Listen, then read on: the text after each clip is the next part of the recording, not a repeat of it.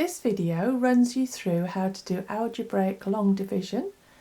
You might be asked to do this for its own sake, but it's also a tool to help you factorise a cubic expression. So here's the question that we're dealing with. We're dividing this cubic expression by this linear factor. So we can divide any polynomial by a linear factor.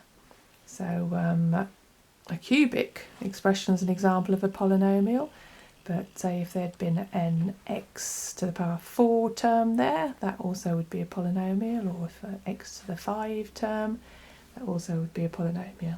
All of them you can divide by a linear factor. Okay, let's have a look how to do that. So we need to set up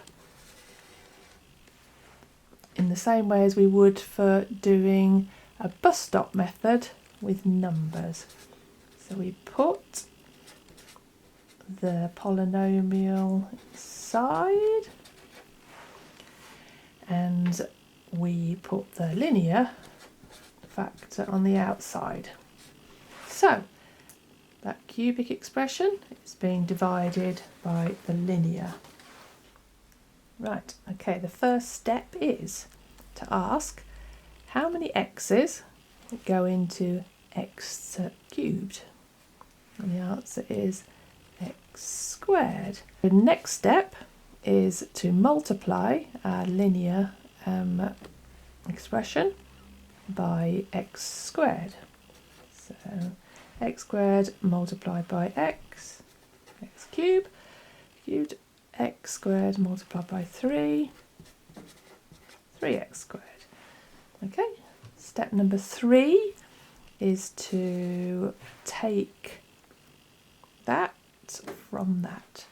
So x cubed, take away x cubed, nothing, minus x squared, take away 3x is minus 4x squared. Okay, now we bring the next part of our polynomial down. Okay, so now we're doing the same loop again.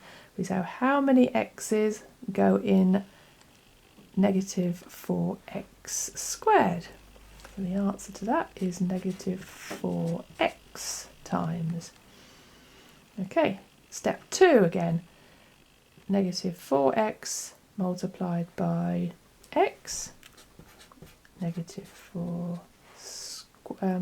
x squared, negative 4x multiplied by 3 is negative 12x. Okay, step 3 again. That take away that. So that take away that is nothing. Negative 17x subtract negative 12x is negative 5x. So you have to be incredibly careful all the way through this, by the way, especially with signs. So your concentration needs to be full blast on this. Okay, so next step, I'll bring that down. Right, and then we go back on the loop again. So how many x's go into negative 5x? Negative 5. So we multiply the linear factor, linear expression, by a negative 5, which gets, that times that times this, and it's the same. So if we took that away from that, it's nothing. So we can stop there. So now we can conclude that x plus 3 was a factor of this cubic expression because it divides into it exactly with no remainders.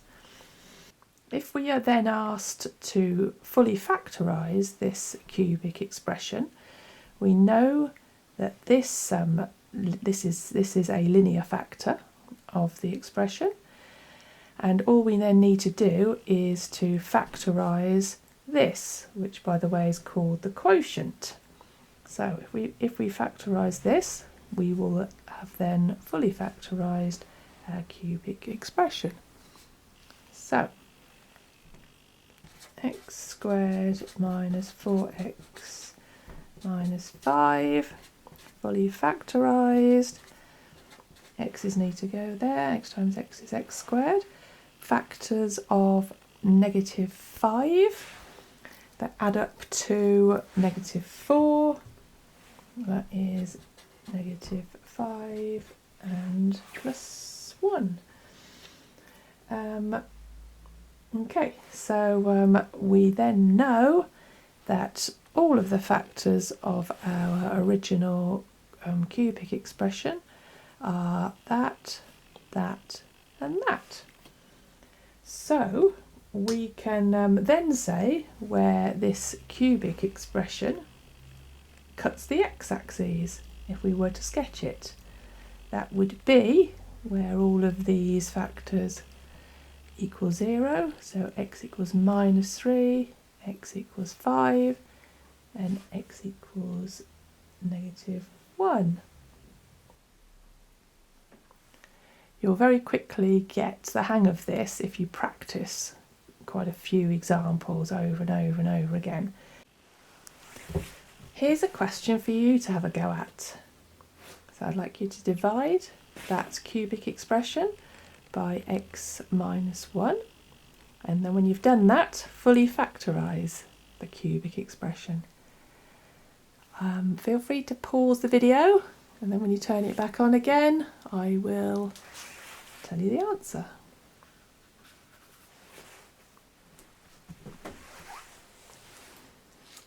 And here's the answer.